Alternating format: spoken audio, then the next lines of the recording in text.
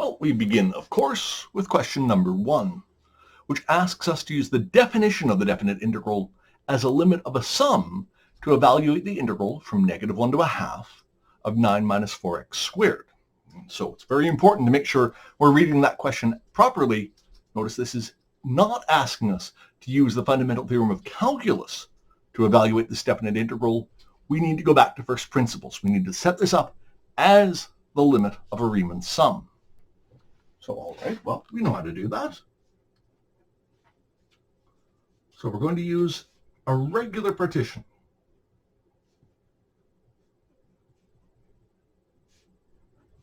Of the interval from -1 to 1/2, because, as we've seen, while sometimes it's useful to use an irregular partition, that is far more the exception than the rule, and you would certainly be told to do that if that's what was required. So in that case, then, we're going to take that interval, we're going to split it up into a bunch of little subintervals of width delta x, and if this entire interval runs from -1 to 1/2, the width of delta x would be 1/2 minus -1 divided by the number of subintervals, which of course we take to be n. So that's 1/2 plus 1, which is 3/2 divided by n, so that's 3/2n. Next, we're going to choose a sample point on each subinterval, which we always take to be the right endpoint of each subinterval, x sub I. So if our entire interval starts at -1, then the right endpoint would be given by -1 plus the width of each subinterval times the number I of subintervals. So that's -1 plus 3i/2n. But the sample point is only important because it gives us the height of each of the little thin rectangles that we're effectively dividing the region under this curve into. So what we really need is f of x sub I star, where the function f of x in this case is our integrand, 9 minus 4x squared. So that's going to be 9 minus 4 times -1 plus 3i/2n all squared, which is 9 minus 4 times -1 times itself is 1. We'll have minus 3i/2n twice. That's just minus 3i/n plus 3i/2n multiplied by itself is 9i squared over 4n squared. And then if we multiply that 4n, and remember to distribute the subtraction, we'll get 9 minus 4, which is 5, plus 12i/n minus, here the 4's will cancel, so minus 9i squared over n squared. And so there's all the setup we have to do for a limit of a Riemann sum type problem. So now we can take that definite integral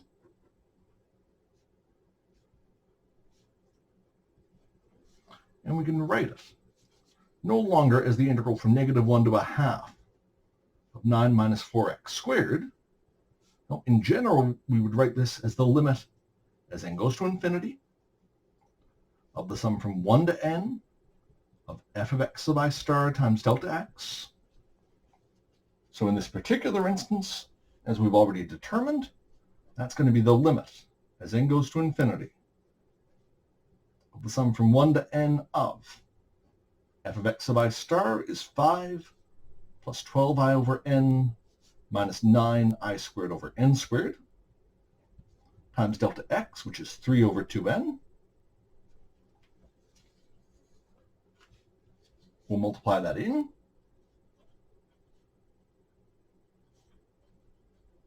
So that's going to be the limit of the sum of 15/2n plus 12/2 is 6. 6 times 3 is 18 times i/n squared minus 27i squared over 2n cubed. Now we're going to split this up into 3 individual terms, and we'll factor out any constants as we go. So then this is going to be the limit as n goes to infinity of, first of all, 15/2n That's all a constant as far as that sum is concerned. The only things we can't pull out are expressions involving the index I. So that gives us 15 over 2n times the sum of 1 plus 18 over n squared times the sum of I minus 27 over 2n cubed times the sum of I squared.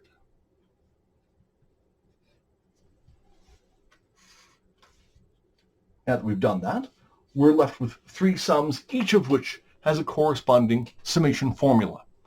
So let's make use of those. That'll give us the limit of 15 over 2n times the sum from 1 to n of 1 is simply n, because of course it's just 1 added to itself n times. In other words, it's 1 times n, which is certainly n. The other two really just rely on memorization. So we'll get 18 over n squared. The sum from 1 to n of I is n times n plus 1 over 2. And finally, 27 over 2n cubed times the sum from 1 to n of I squared. This is the kind of messy one. That's n times n plus 1 times 2n plus 1 all over 6.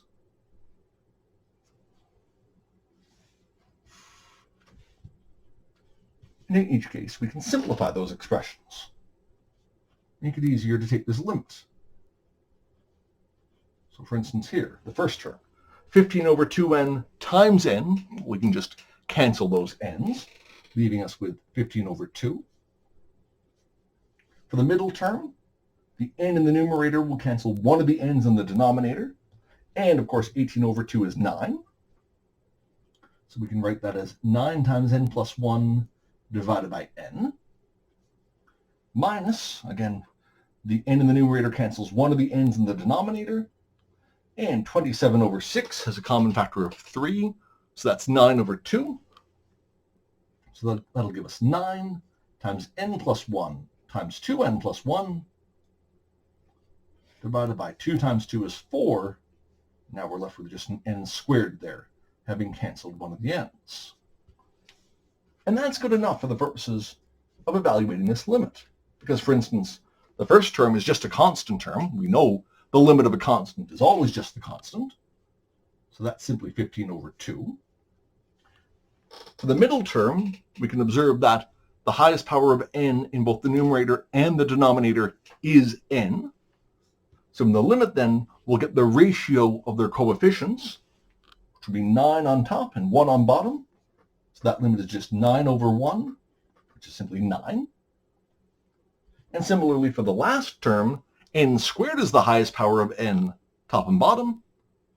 In the numerator, its coefficient is 9 times 2, which is 18. And of course, we can see it's a 4 in the denominator, so the limit will be the ratio of those coefficients, 18 over 4, or 9 over 2.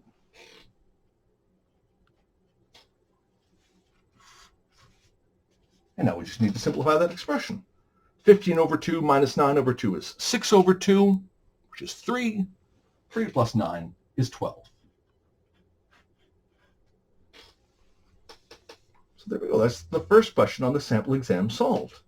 Now, before we leave this behind, it's worth noting that we can very easily check our answer in this case, because although we couldn't use a fundamental theorem to answer the problem, we can certainly use it to verify that we're getting the right number. And 9 minus 4x squared is a very easy function to find an antiderivative of, and then we just plug in a half and minus 1 and subtract the results. And again, we'll see that we get 12. So that's a very nice thing to be able to do when it's available to us. And in fact, that's going to be frequently an option throughout this final exam. Not only in a situation here, where we could use the fundamental theorem of calculus to check the result of the limit of a Riemann sum, but with so many indefinite integrals on this exam, remember that in every one of those cases, once we have what we think is our answer, we can always differentiate that function, and we should wind up with the original integrand again. If not, that's an indication that probably something has gone a little bit wrong, and it would be worth looking back through our workings again to make sure that we haven't made some sort of small mistake. And of course, it will give us the opportunity to correct it if we have. So especially if you wind up with a little bit of time left over at the end of the exam, that's a great use of that time, is to find ways to verify your answers to each of the problems that we've posed for you. Let's move into question 2, part A, in the next video.